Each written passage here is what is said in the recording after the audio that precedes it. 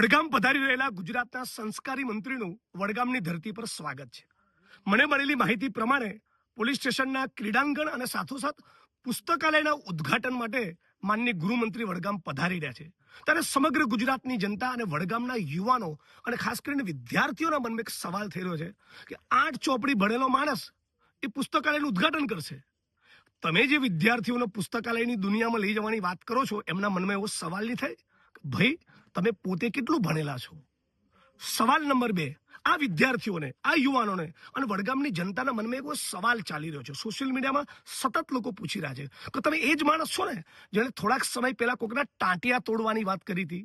આ ટાંટિયા તોડવાની વાત કરનાર વ્યક્તિ એ નવી પેઢીના વિદ્યાર્થીઓને, યુવાનોને સંસ્કાર પીરસશે, એમને પુસ્તકાલયોની દુનિયામાં લઈ જવાની વાત કરશે. આ વડગામના લોકો સતત એક સવાલ પૂછી રહ્યા છે કે અમારા એના ખેડૂતોના દેવા ક્યારે માફ થશે? તમે નાયબ મુખ્યમંત્રી શ્રી વડગામ આવી રહ્યા છો તો વડગામની જનતાને જાહેરમાં વચન આપો કે આવતા 30 દિવસમાં વડગામ વિધાનસભાના એક ખેડૂતના, જગતના તાતના તમામ દેવા માફ થઈ જશે. પૂછો તો ખરા, કમોસમી વરસાદના કારણે 2-3 હજારનું નુકસાન થયું છે કે કેટલાક ખેડૂતોનું લાખોમાં નુકસાન થયું છે? એનો સવાલ તો જરા તમે પૂછો વડગામના ખેડૂતોને. ત્યાં જઈને દેવી પૂજક, માજી રાણા, દલિત, ઠાકોર, આ સમાજના મોહલ્લામાં જઈને એ તો પૂછો કે તમારી કેટલી બહેનો દારૂના કારણે વિધવા બની છે? આ વિધવા બહેનોની આંખના આંસુ કોઈ દિવસ જોયા છે? તમે આવો છો ને તો વચન આપતા જાઓ કે વડગામ વિધાનસભામાં ફરી કદી એક દારૂનું ટીપું નહીં વેચાય. જિજ્ઞેશભાઈ હોય ધારાસભ્ય કે ના હોય, આવી તમે બાંહેધરી આપો ને. બાજુમાં જ થરાદ આવ્યું, ત્યાં શિવનગરનો પણ આંટો મારજો. એ શિવનગરની બહેનો વડગામથી ખાસ દૂર નથી, ત્યાં પણ કહેજો કે ખરેખર તમારે ત્યાં હોમ ડિલિવરી થાય છે એવી તમે જે વાત કરી એ વાત સાચી છે? મળતા તો આવો. પૂછો તો ખરા એ મા બાપને જઈને કે જેમના દીકરાઓનો ડ્રગ્સનો સ્ટોક નહીં મળવાના કારણે નર્મદાની કેનાલોમાં ઝંપલાવીને એમણે સુસાઇડ કર્યું.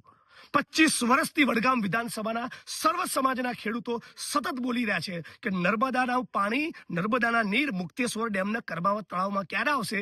એ તો અમે લડીને તમારી સરકારને ઝુકાવીને વિધાનસભામાં સતત બોલીને રજૂઆત કરીને તમારી સરકારને ફરજ પાડી છે, ખેડૂતોના આંદોલને ફરજ પાડી છે. બાકી 25 વર્ષ સુધી તમે વડગામની જનતાને તડપાવી છે નર્મદાના નીર માટે. હવે પાઇપો નાખી છે, કહેતા જાઓ કે કઈ તારીખ સુધીમાં ત્યાં નર્મદાના નીર મુક્તેશ્વર ડેમના કર્માવત તળાવમાં આવશે. વિધાનસભાના મંચ ઉપર સત્તાવાર જાહેરાત કરી હતી કે જલોત્રા ખાતે GIDCની સ્થાપના કરીશું. આજે આ વાતને લગભગ 2 વર્ષ થયા, એક ઈંટ તમે મૂકી નથી. મોટી વાતો કરો છો.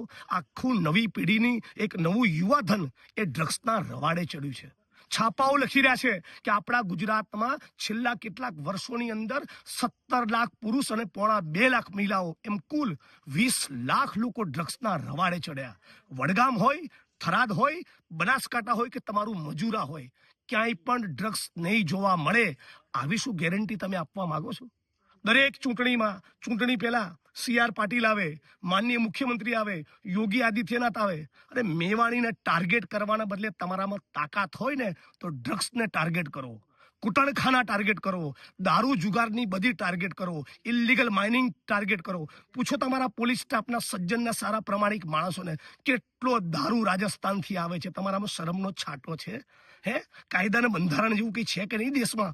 ખુલ્લેઆમ બેફામ મોટી લાઈનો તમારી રાજસ્થાનથી ચાલતી હોય, આજે પણ ચાલે છે. ગામડાઓના દારૂના અડ્ડા બંધ થયા છે. રાજસ્થાનથી આવતી ટ્રકો, ખટારા, એ લાઈનો બંધ થઈ નથી.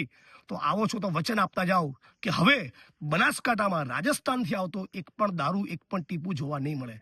આ તમે કરો તો તમારું વડગામમાં સ્વાગત છે. ધારત ને તો બહુ બધા લોકોને મોકલત 9મા ધોરણની ચોપડી લઈને. એવું નથી કરવું. આવો છો તો મેં કહ્યું એ પ્રમાણેની ગેરંટી વડગામની જનતાને આપીને જાઓ.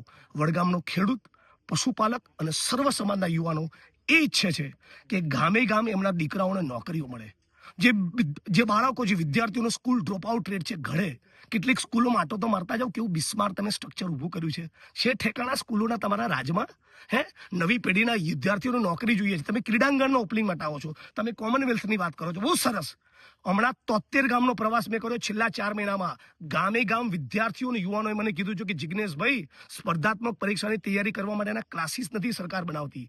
સરકારને કહો કે રમત ગમત માટે અમારે દોડવું હોય, પરીક્ષાની તૈયારી કરવી હોય તો પ્લેગ્રાઉન્ડ નથી. આ માગણીઓનો તમે સ્વીકાર કરો તો તમારો વડગામ આવવાનો કોઈ મતલબ છે?